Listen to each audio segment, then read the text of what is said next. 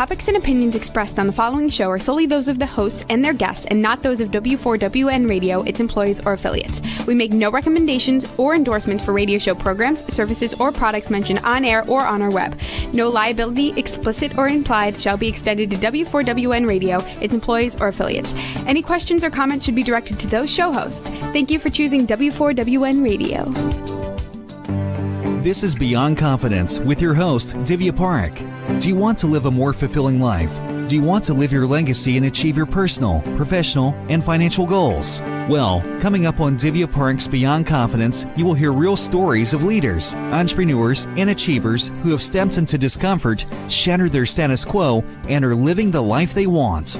You will learn how relationships are the key to achieving your aspirations and financial goals. Moving your career or business forward does not have to happen at the expense of your personal or family life, or vice versa. Learn more at www.divyaparekh.com, and you can connect with Divya at contact@divyaparekh.com. This is Beyond Confidence, and now here's your host, Divya Parekh. Good morning, listeners. So thrilled to be here with you. So just want to share a beautiful story. So yesterday was Monday, kind of losing track because I had gone to Washington, D.C. for a few days. So kind of getting back in the groove, and I was just checking my LinkedIn messages, and I had this beautiful message from a reader. And she said, "Oh, my husband introduced me to your book, Expert to Influencer, and I've started it, and I'm loving it." And that's the reason why I do what I do, why I write, why I do podcasts, because it is about forming that connections. I'm not just talking about making a contact. I'm talking about forming the heartfelt connections. And it's important that we make that connection because all of us are united in a way, especially with social media and technology, that it goes beyond. And that brings us back to the kindness circle. So spend some time, continue building that kindness circle, not only for yourself, but for people around you and maybe even for strangers. You never know where and how you will impact. So if you've not got your copy, please do get a copy because it's amazing how the books can impact your lives. And for those of you who have got our copies, I so appreciate you because without you, we would not be able to get the message out there. And remember that we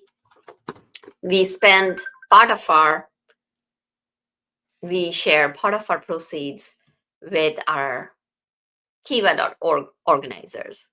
So thrilled to be here with y'all, and let's bring in our guest. Welcome, Maya. Good day, everybody. So happy to be here. Thank you so much for inviting me. Oh, absolutely. It's just amazing. So glad to have you. And tell us, do you recall a moment or a person from your youth or childhood who left a positive mark on you? Who left a positive mark? Of course. I'm very thankful in this sense that I grew up in a supportive environment.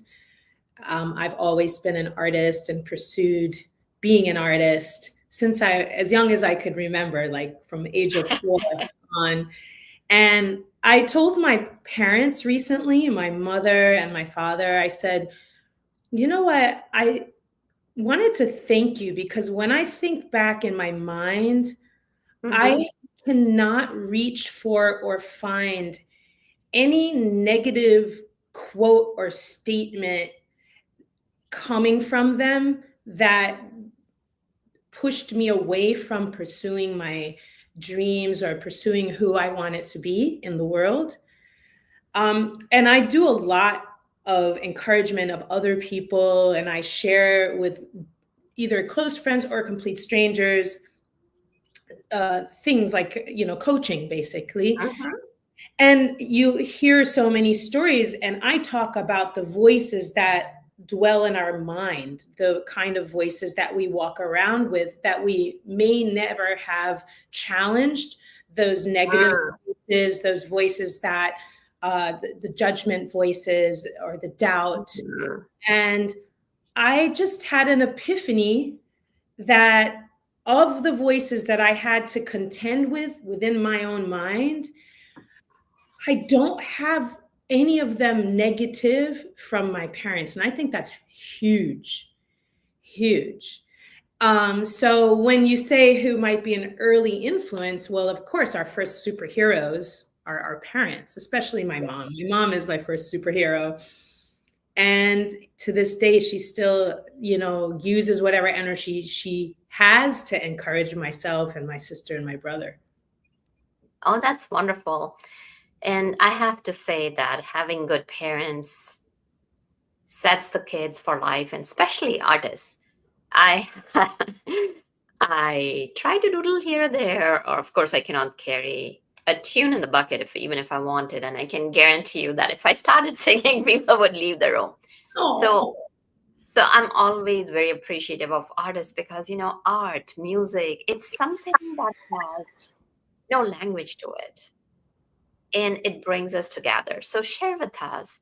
You said that as long as you remember you were artistic. So tell us, like, what kind of art form was in your life, and like, how did it blossom?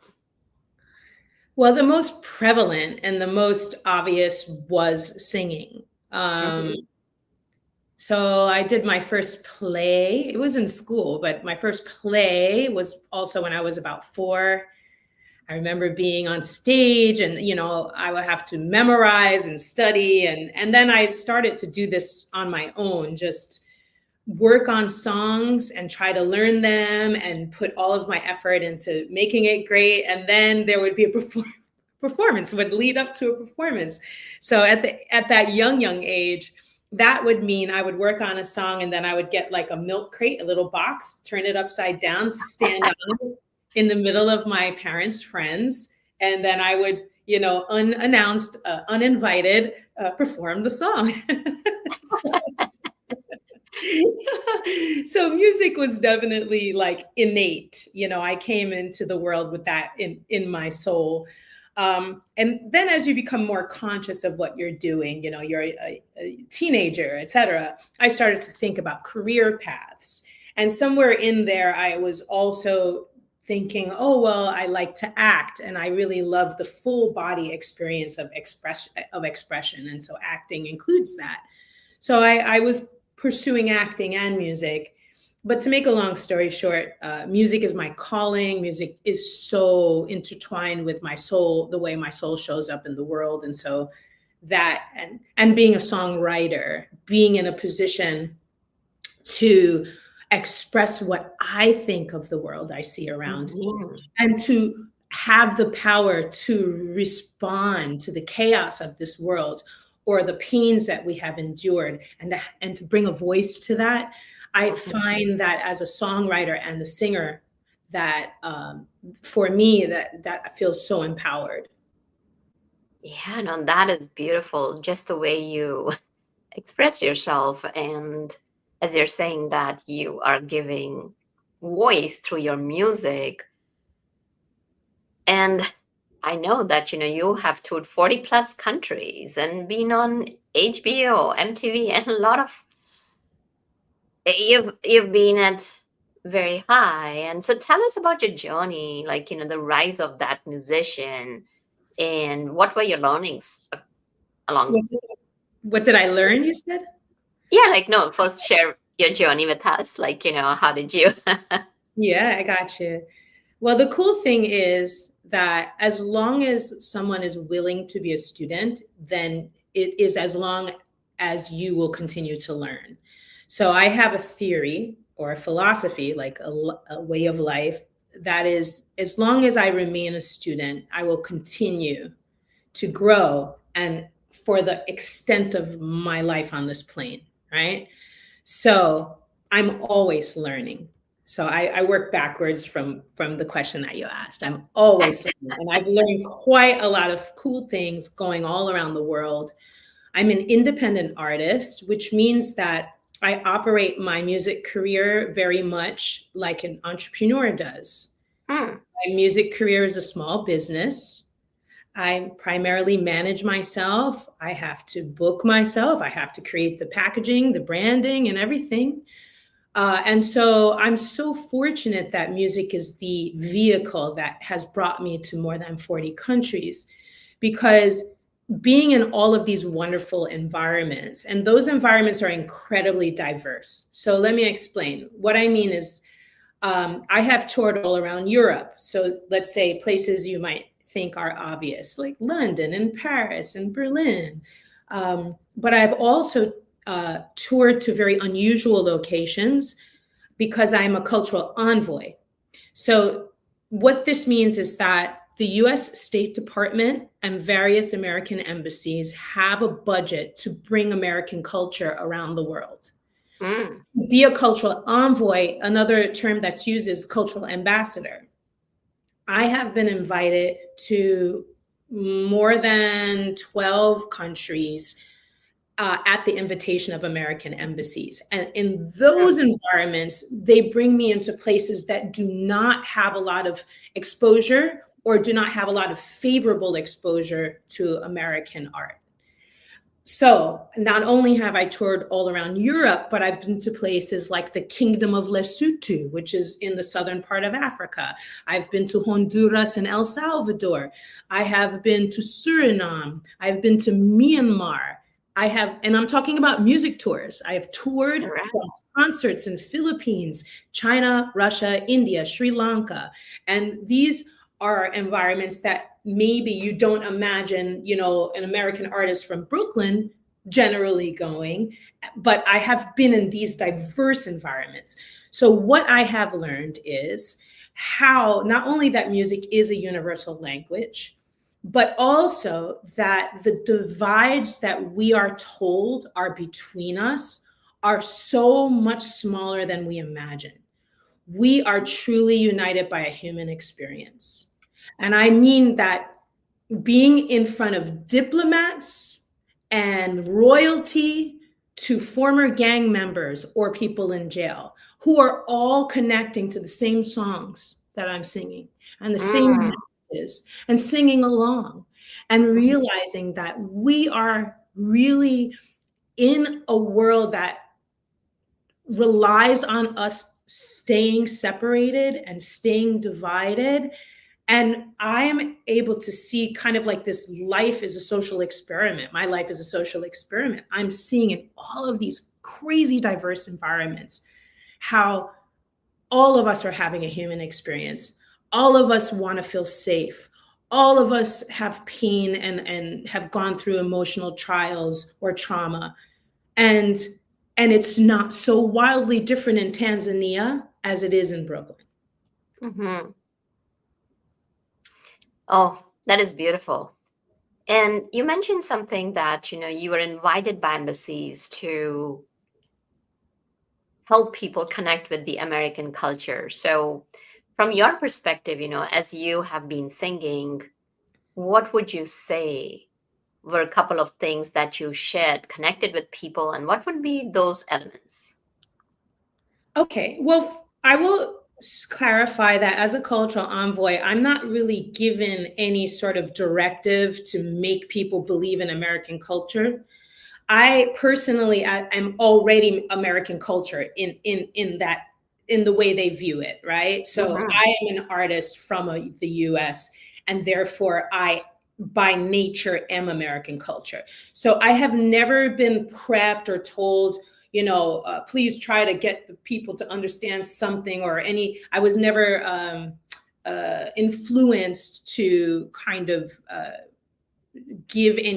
force any perspectives. It's just to be myself. Okay. So I'm going to try to think of, because I have some really cool stories. So to answer the question though, would you like me to share a story that specifically shows like how American culture was? Stories are amazing. Like, how people connected and that. Okay, What I a will ton tell of you a stories, couple. as you can tell. I'll tell you this one. I'll tell you about my trip to China. Hmm. So when I went to China, I had I had a moment of freaking out before I went because they needed to have translators for literally everything. Hmm. Literally everything we needed translation. That means every sentence I would say, I would have to stop and they would translate, right? So I had an anxiety before going, like, how are these Chinese audiences going to connect with my unique songs? These are not cover songs, my original songs, if they can't understand what I'm saying. And at that time, I was reading the autobiography of Celia Cruz. Celia Cruz, of course, is a famous Cuban artist who has traveled all around the world and inspired people. While I'm reading Celia Cruz's book and listening to her music, I realize how deeply impacted by Celia I am when I don't speak fluent Spanish. Hmm. And I was thinking, okay, if Celia can connect to my heart so deeply, then I can connect to other people's hearts very deeply simply by projecting my intention to the listener. So, what it is that the words we speak are not the only communication that happens. The actual intention of what you want this person to feel from you is the true communication, right? So before I went to China, I was committed to that. I said, okay, I'm going to make them feel me. I'm going to make them feel my story. They are going to understand where I'm coming from, even though they cannot understand the words. And I learned something incredible because at every single show, I was warned before the show started. The American Embassy said, listen, Chinese audiences are very subtle. And when they clap very lightly like this, it means they love it. Okay. And they said, I know you're from New York and they're very expressive there, but in China, if they're like, it means they love it. Don't feel sad. Okay. So I go in with this commitment. I'm going to make them feel me. Every single show, the Chinese audience stood to their feet, shrieking, cheering. They laughed in the same parts of the songs as somebody who understands English. It was so incredible. What an experience.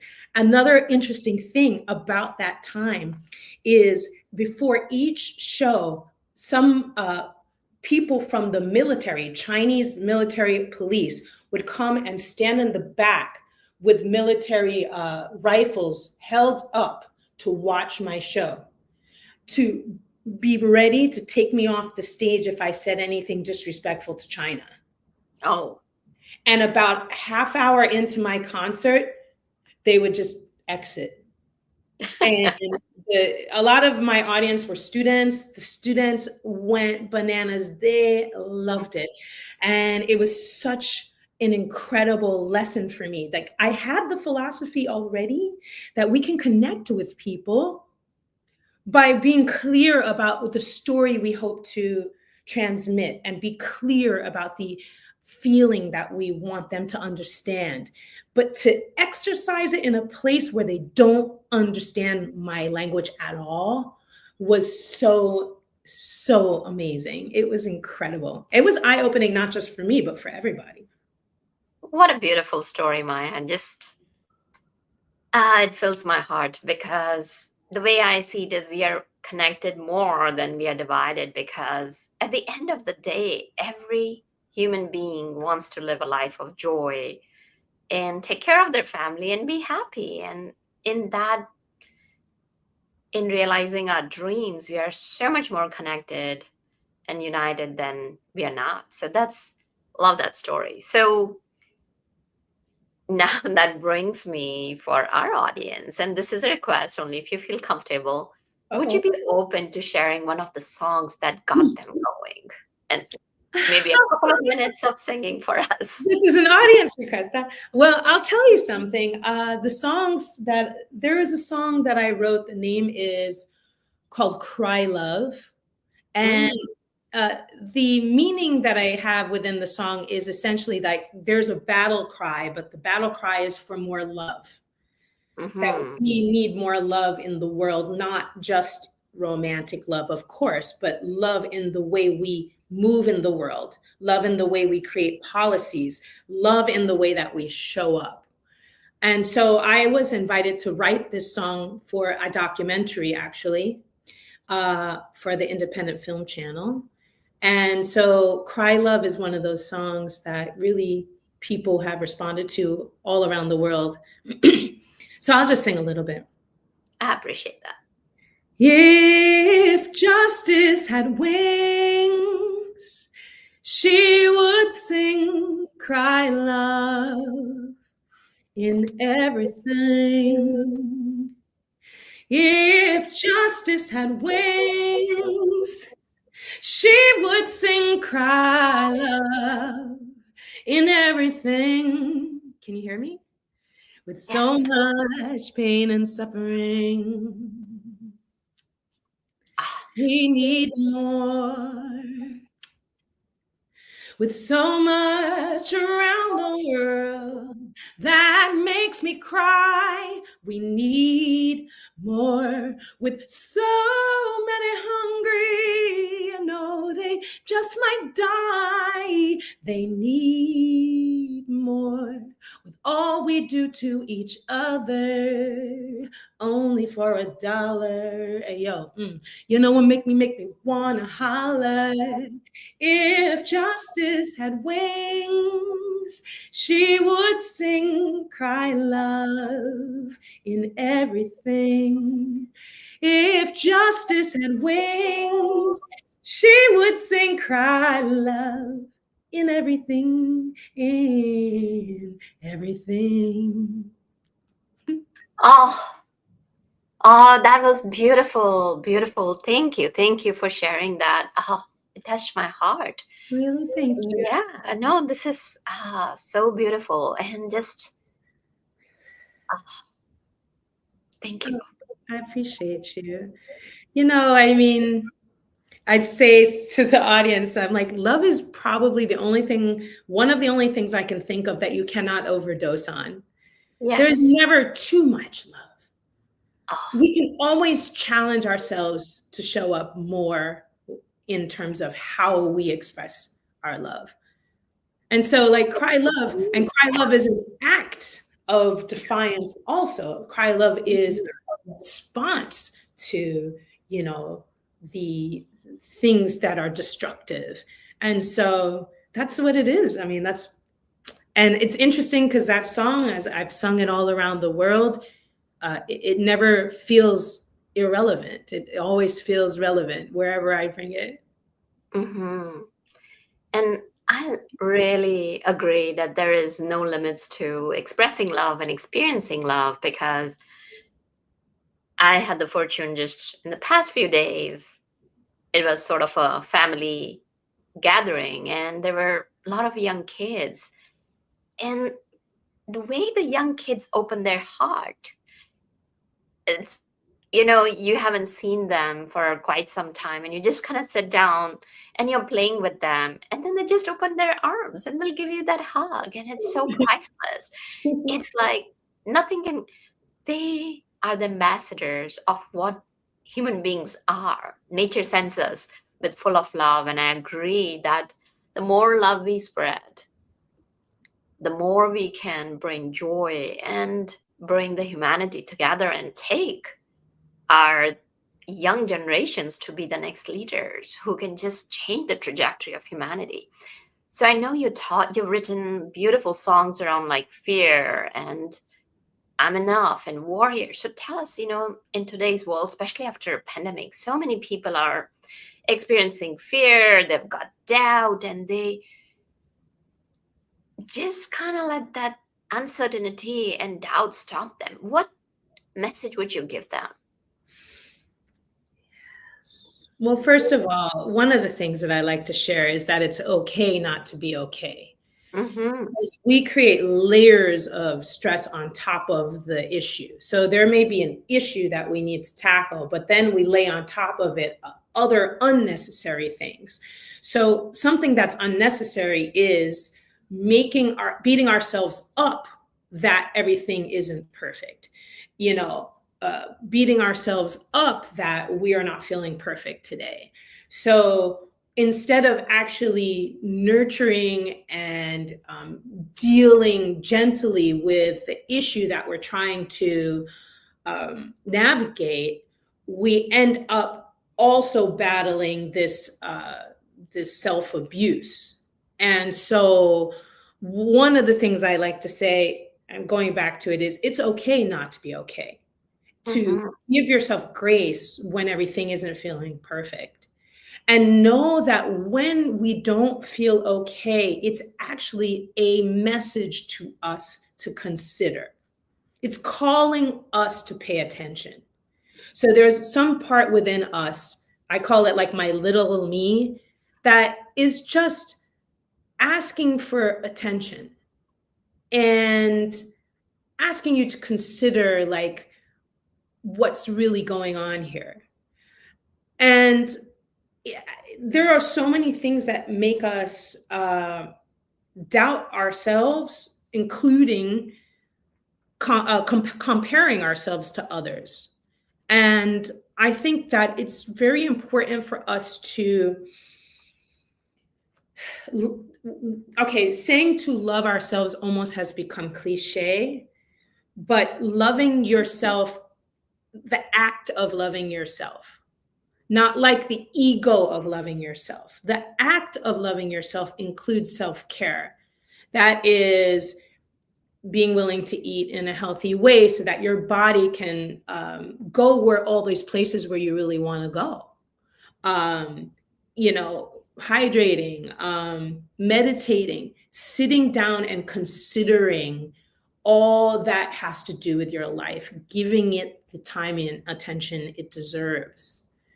If you ignore a child, you see how a child, or you can imagine if you don't have a child, how a child will start to become very fussy and rebellious if you just ignore the child, right? And so what do you think happens when you continually, for years and years and years and years, ignore yourself, your inner self? If you turn and and consider gently and lovingly, hey, what is really needed here? What can I do to bring this sensation of safety or balance back to my inner self? And what are the steps that need to happen for that? So, so that care is kind of the thing that will empower us to feel more confident as we show up in the world, because instead of ignoring and being distracted and constantly running away from that inner work, when you go towards it, your inner self becomes more balanced, and then you can show up more fully in the world and more confidently in the world. I just, there is something that I read in the Tao Te Ching by Lao Tzu, ancient Chinese spiritual text. But one of the things that really touched me, it said, be really whole and all things will come to you. We have all of these things that we want to achieve and we're going after them, right? Say I'm an overachiever female business person from New York. We don't sleep and we just always go, go, go, go, go. However, it occurred to me, be really whole and all things will come to me. What does that even mean? Well, it means to me that I am allowed to put myself on my to-do list. I am allowed to be sure that I am okay. And that's not selfish or irresponsible. It's healthy. And the more whole I am, the more possible it is for those things which match me and align with me to find me. And it's not just like energy attracts like energy. It is literally like if I am a destination but I don't have an address. If I am a destination and I don't have any way for, any identity, if I'm a planet and I don't have any gravity, how are the things that are looking for me going to find me? Mm-hmm. So I'm talking about it like there are all these like layers to building up to, and they're not so hard. It just literally requires us to show up for it. And in that being really whole, then our ability to shine brighter, to be more confident, to feel like, how can I be confident if I don't know who I am? Mm-hmm. How can I be interesting if I don't have any interests? How can I expect anybody to celebrate me if I don't, not only don't celebrate myself, I don't have any offerings? All of this development causes us to show up with greater confidence and greater trust in I am enough. But we got to like start to look and consider the way we look and consider and study everyone else out there that we want to be. We can look and consider within, and that is in and of itself empowering, and you start to see this gravity start to increase, and the more that happens, the more you enjoy it. Very true. I don't know, I think that's my answer. Yeah, no, that's beautiful. And it kind of, what I'm hearing is that creating that space for yourself to allow, giving yourself that permission. It's okay when you're not okay.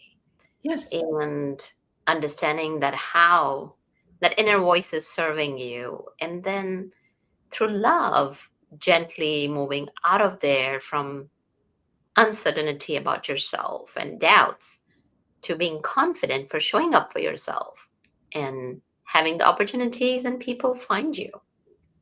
We get stronger. It's like muscles, and I like to say, like, there's physical muscles within us, but there are metaphorical muscles to everything. So when you do something, your muscles get stronger, right? Mhm. So I like to say, someone may be really shy about speaking in public, but the more you speak in public, the stronger that muscle becomes. And then it's not like, what am I doing? It just flows out. It suddenly doesn't become a scary thing anymore.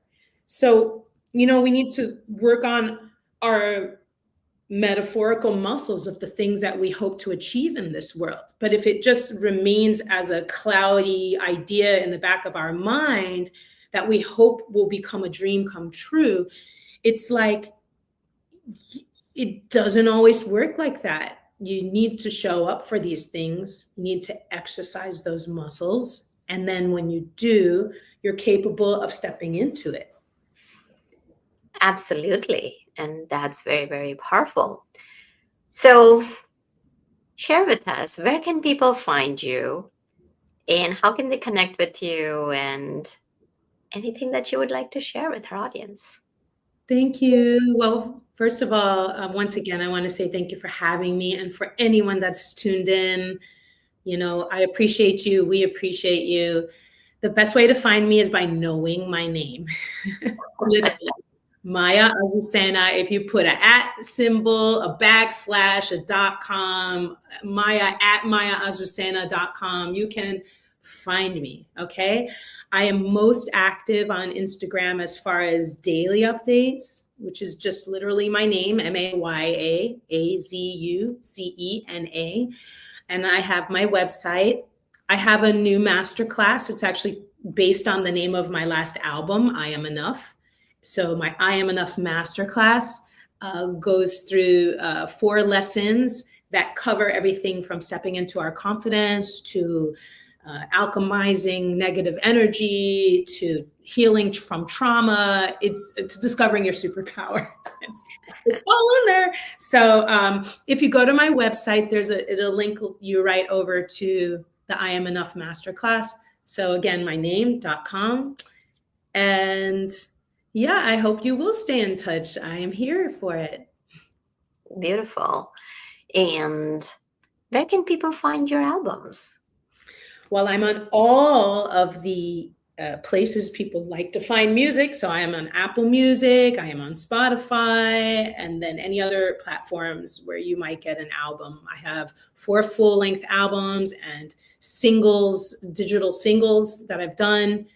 As I said, I Am Enough. I recommend that if you're just getting to know me, maybe you would like to hear my I Am Enough album. So just put my name and I Am Enough and you'll find it. And my most recent song is actually dedicated to women, as Women's Month is coming up. It's called Dear Precious Woman, and it's a song I wrote together with 2 Iranian composers in support of the women in Iran and around the world whose voices, deserve a space to shine. So. Well, thank you so much for joining us, Maya, and sharing your heart with us. And I really appreciate you singing for us. It was so beautiful. My heart is full. And we wish you all the best in continuing to share this beautiful message of love.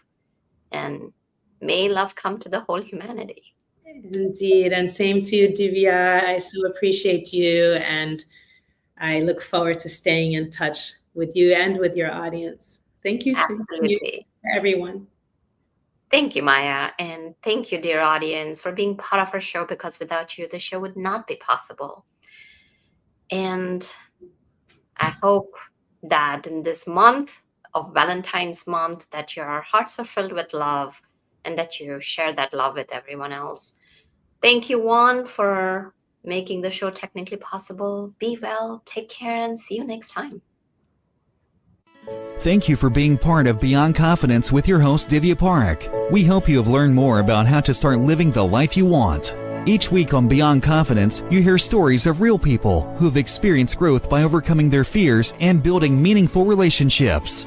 During Beyond Confidence, Divya Parekh shares what happened to her when she stepped out of her comfort zone to work directly with people across the globe. She not only coaches people how to form heart connections, but also transform relationships to mutually beneficial partnerships as they strive to live the life they want. If you are ready to live the life you want and leverage your strengths, learn more at www.divyaparekh.com. And you can connect with Divya at contact@divyaparekh.com. We look forward to you joining us next week.